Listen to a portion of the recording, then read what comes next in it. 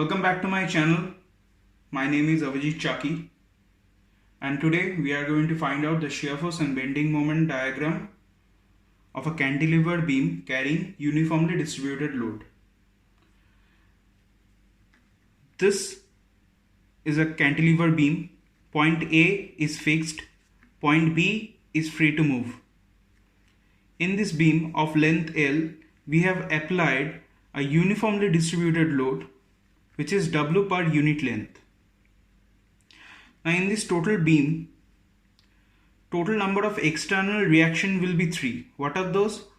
One is the horizontal reaction, one is the vertical reaction, one is a resisting moment. Total number of static condition for equilibrium is 3. Summation of all the forces acting along x direction to be 0, summation of all the forces acting along y direction to be 0, and summation of all the moments acting along the direction z to be 0. Now since the total external reaction and the total number of static condition in this particular case is same, so it is a determinant. So to analyze these reaction or to find out this reaction, we don't need any other kind of equation. That is, equation in terms of deflection, slope, rotation is not required. Now, summation of Fx equal to 0.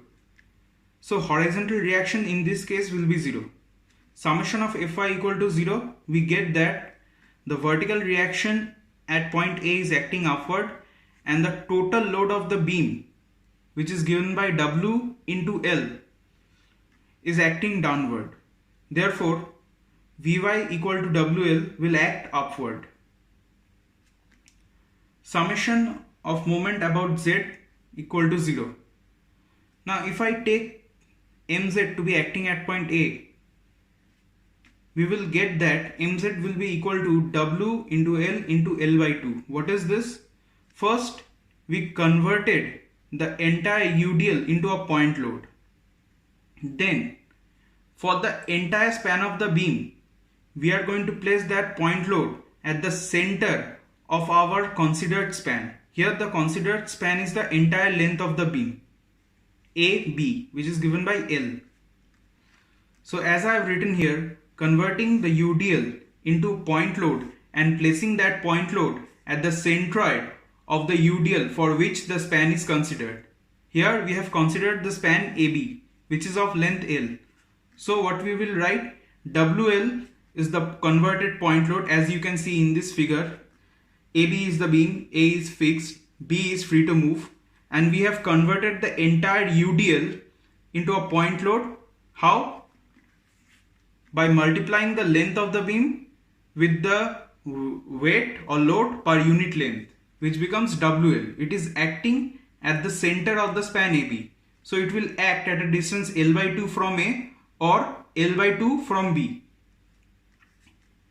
Therefore, we will write W into L by 2, which gives us WL square by 2. Therefore, resisting moment will be WL square by 2. And we have assumed that the load is acting in the anti-clockwise direction. Since we have obtained the value to be positive, so our assumed direction is correct. So the load will act anti-clockwise. Now for the shear force and bending moment diagram, first we need to consider a section. Why is that? What is the definition of shear force? Shear force definition is shear force at a section. When I define shear force, I always define shear force at a particular section. So shear force at a section is the summation of all the transverse component of forces, either from left of the section or from right of the section. So in this case, we have taken this section XX. Now in this section, I have defined this region as C. So in the region C, I have taken the section. It is at a distance X from the free end. What is the free end? B is the free end. Therefore, for the shear force calculation, Sx is the shear force at the section X, where X is the distance where the section has been considered from the free end B. Therefore, the total summation of load acting for the span CB is W into X, which is the resultant downward force. It is Wx. Now X will vary from 0 to L. As I have written here, X will vary from 0 to L. At 0, X will be 0. When X becomes the total length of the beam, it will be L. So, therefore, here the shear force varies with X.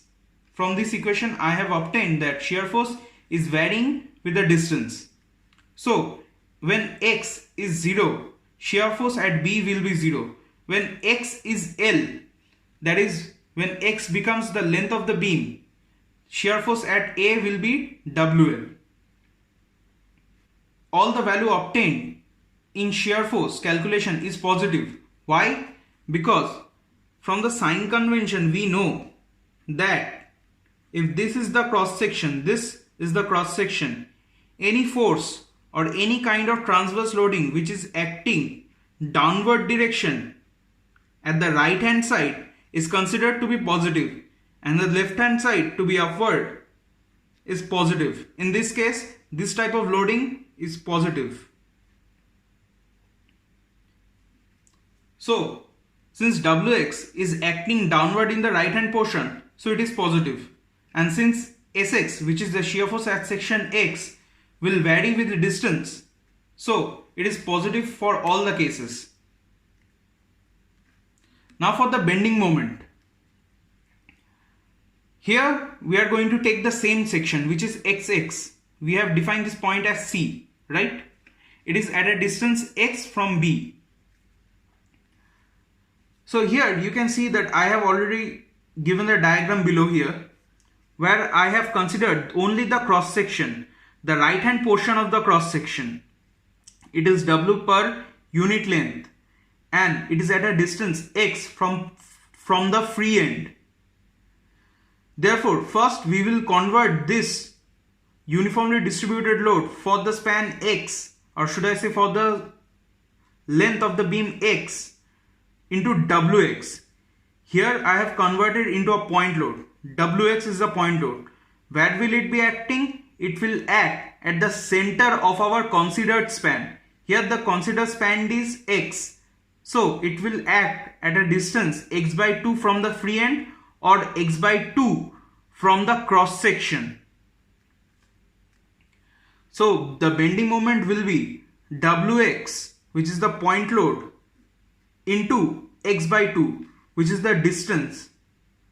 Here we have considered this distance X by 2 from the cross section, as we have considered the right hand portion of the cross section. Now for the sign convention. In this case you can see that, say for example, if this is my beam, I am fixing this side, okay? Now I have converted this into a point load, as I have previously mentioned. If this was my point load, I have already previously converted it. Now I am going to apply a load. As you can see, I am going to apply a load. Now what kind of loading is this? It is a point load or a uniformly distributed load converted into a point load.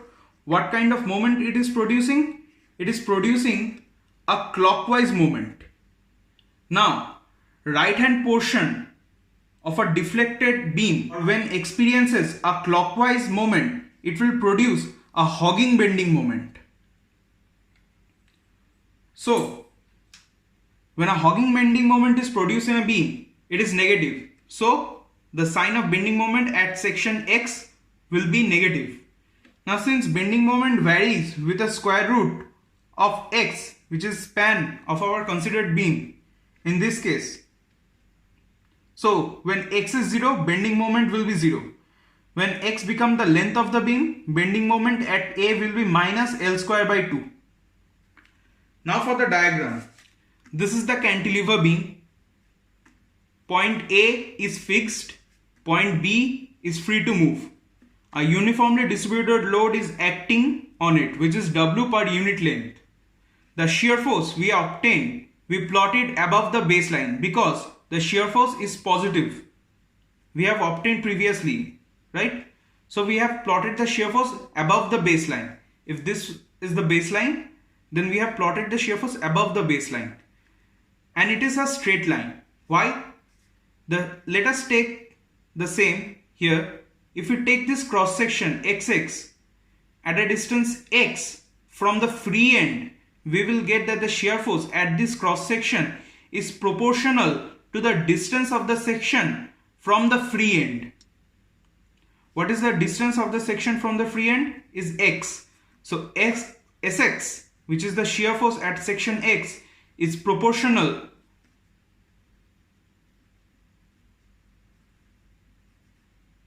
to x, which is the distance of the section from the free end.